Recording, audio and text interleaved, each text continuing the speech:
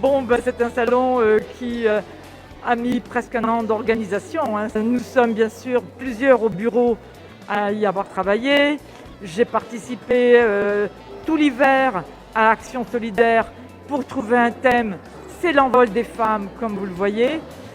Ensuite, bien évidemment, nous avons sollicité des auteurs qui nous ont répondu. Nous avons dû faire une sélection puisque 150 demandes nous sont arrivées et en raison de la distanciation, il fallait que nous trouvions que 50 personnes avec Isabelle Rome. Et puis, quand même, cette année, une petite nouveauté avec 2 grands artistes. La conférence d'Isabelle Rome au musée maritime sur notre thème qui nous a, comme je vous ai dit, complètement fédérés tout au long de l'année, puisque l'envol des femmes, c'est la déconstruction des préjugés féministes pour l'avenir d'un monde meilleur. Ça y est, le salon est ouvert, il est ouvert au public. Oui, mais il y a déjà du public qui est rentré, ça nous fait plaisir.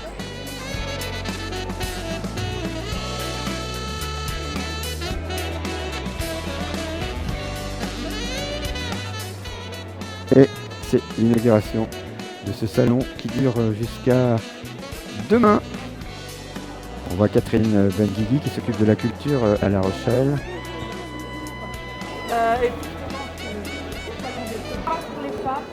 Elles se battent pour les femmes qui ont été torturées, elles se battent pour les femmes qui ont été prisonnières. Et je trouve que leur combat est tellement intéressant. Et comme notre salon du quartier littéraire, c'est aussi un salon féministe et engagé, donc leur présence est importante.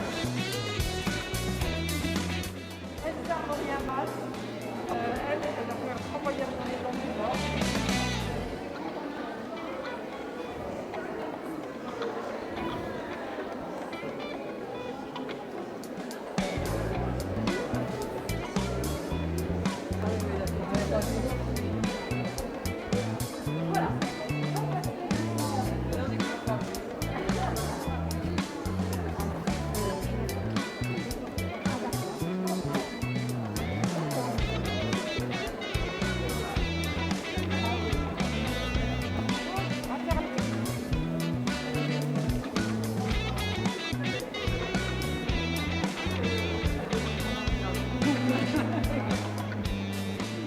Le salon est bien lancé depuis ce matin 10h, depuis quelques instants avec l'inauguration et puis avec le public qui vient de plus en plus nombreux. Donc je vous rappelle que c'est jusqu'à 18h pour cette première journée à l'Oratoire. Ensuite à 18h, fermeture des portes pour cette première journée et on se retrouve à 18h30 pour la conférence d'Isabelle Rome sur le thème « Comment déconstruire les préjugés féminins » et ça se passe à la salle de réception du musée maritime.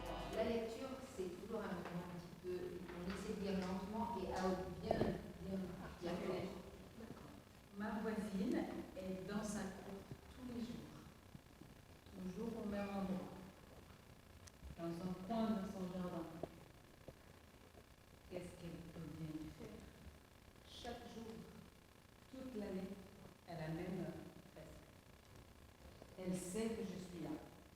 Et la regarde, elle continue. Alors, il y a une chose très importante avec l'écriture, c'est qu'il ne faut pas se brider, même si on est en dehors de la consigne, parce que ce qui compte, c'est qu'il y ait quelque chose qui est l'inspiration, elle vient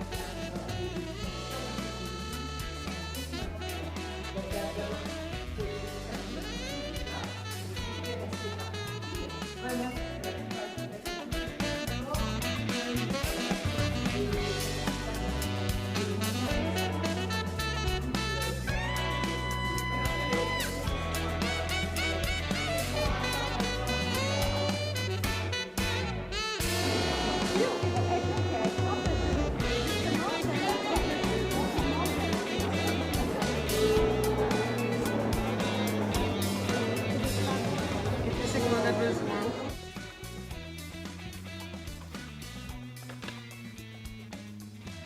quel que soit le nombre que nous soyons, c'est bien. Puisque si vous êtes là, c'est que vous avez envie d'écouter, et ceux qui ne sont pas là, c'est qu'ils n'ont pas envie d'écouter. Alors évidemment, la parole que va porter ce soir Isabelle est très importante, non seulement pour nous les femmes, mais aussi pour les hommes, puisque je suis d'accord avec elle quand elle dit qu'en travaillant sur l'égalité homme-femme, on travaille sur l'égalité en général, et qu'en travaillant sur cette égalité en général, eh bien, on travaille sur une société meilleure. Je te remercie d'être là, parce que je sais que tu es très prise. Tu m'as expliqué que la semaine prochaine, ton programme est démentiel. Et malgré ce travail énorme qui t'est choix, tu as quand même voulu préserver ta présence à La Rochelle. Nous t'en remercions vivement. Je t'en remercie au nom des membres du bureau. La parole est à toi, Isabelle. Merci beaucoup, Juliette. Et bonsoir à vous toutes et tous. Et merci pour cet accueil chaleureux, pour cette belle organisation. Et j'ai passé une belle journée aujourd'hui. Voilà, des belles rencontres, des beaux échanges. Et nous repartons toujours plus riches après des journées comme celle-ci.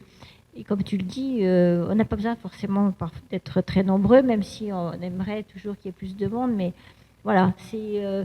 comment dire, ce sont des liens qui se nouent, une parole qui circule, et voilà l'essentiel.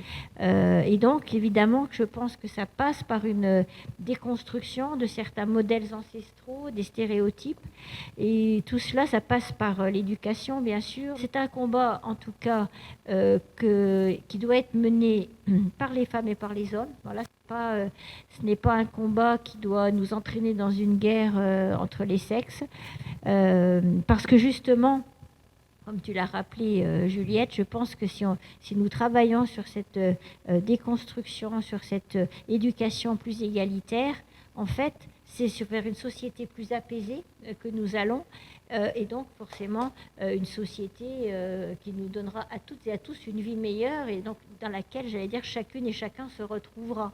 Voilà, et pas une société segmentée, clivée, mais plutôt une société unie. Enfin,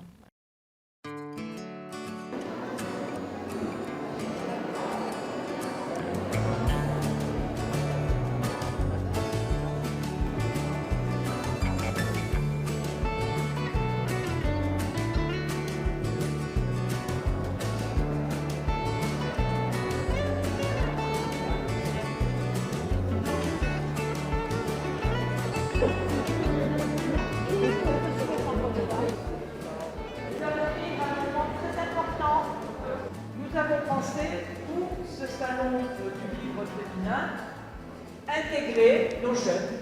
Parce que, comme je le leur dis souvent, eh bien, nous les vieilles, on va un jour partir, et il faut bien que la relève soit faite. Et donc, nous avons eu l'idée, avec Bénédicte, de contacter tous les établissements de l'ONIS. 3e élève de 6e B, Leblanc Benaël. Bravo, bien Benaël, bien. Alors Benaël, tu nous dis de qui tu t'es inspirée? Je me suis inspirée de Simone Veil. Elle s'est inspirée de Simone Veil. Quelle belle inspiration! Cléa, peux-tu nous parler un peu de Simone Veil? Nous avons aussi au Collège de l'Atlantique Maya Croalen. Bravo Maya. Maya, tu veux te parler du festival? Maxime Reynaud.